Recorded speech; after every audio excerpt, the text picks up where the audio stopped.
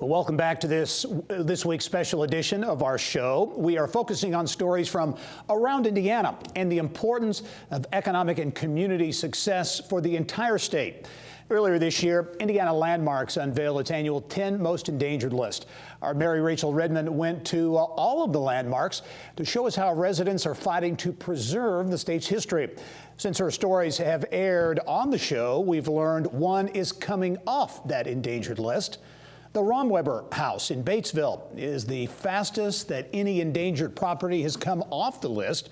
Indiana Landmark says it was sold to a sympathetic buyer who loved the property and didn't want to see the house fall into further decay. Mary-Rachel spoke to the buyer, and she says plans are to restore this 100-plus-year-old home to its former glory. Another landmark took us to Wayne County. Reid Memorial Presbyterian Church is also more than 100 years old, nestled on a main thoroughfare in Richmond. And it's a national treasure that's been empty since 2017. Mary-Rachel takes us inside for a look at this stunning church that faces an uncertain future.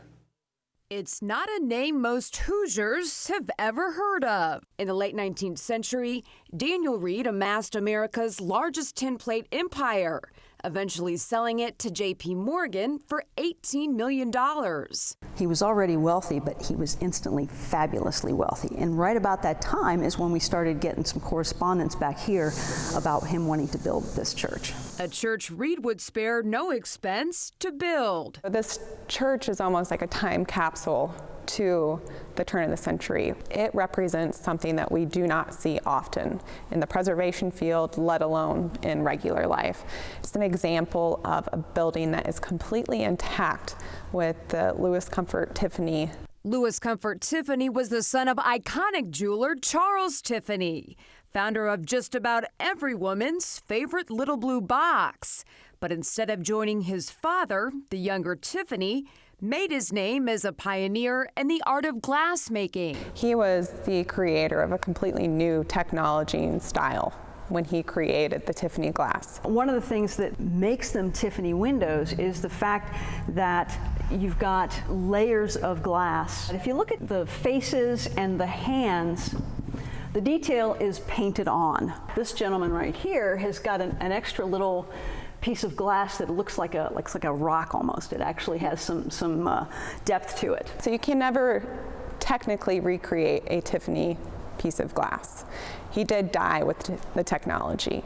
He trained people that they don't know exactly how to do it. So we will never have another memorial that is Tiffany like this. It will never happen again. The Tiffany signature on this window is complementing the Tiffany windows, a dramatic fan-vaulted ceiling, and historic Hook and Hastings organ, all original. And the organ is a work of art in its own right.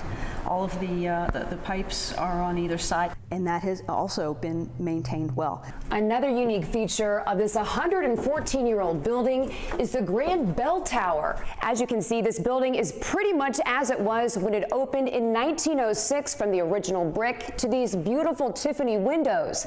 And right up these stairs are 14 church bells to the Church Bell Tower that are roughly about 5 feet each in height. But the bells have stopped ringing since Reid Memorial closed its doors to worship in 2017. Now the clock is ticking. If the church ceases to be a Presbyterian church for a period of 10 years, then the property will revert back to the heirs. When the lawyers started looking at it, when the church actually shut down, that's when they discovered it. It's 100 years ago. Is that really still in effect? We have people from across the nation that come to see this example of Tiffany. It is rare to find buildings like this in our area and have a community that is still highly dedicated to preserving this building. It is truly a gem for historic preservation. There just can't be many structures around anywhere that rival this kind of artistry and history that are still in pretty good shape today. It's beautiful, and I know nobody wants to see anything happen to it. Mary-Rachel Redman, Inside Indiana Business.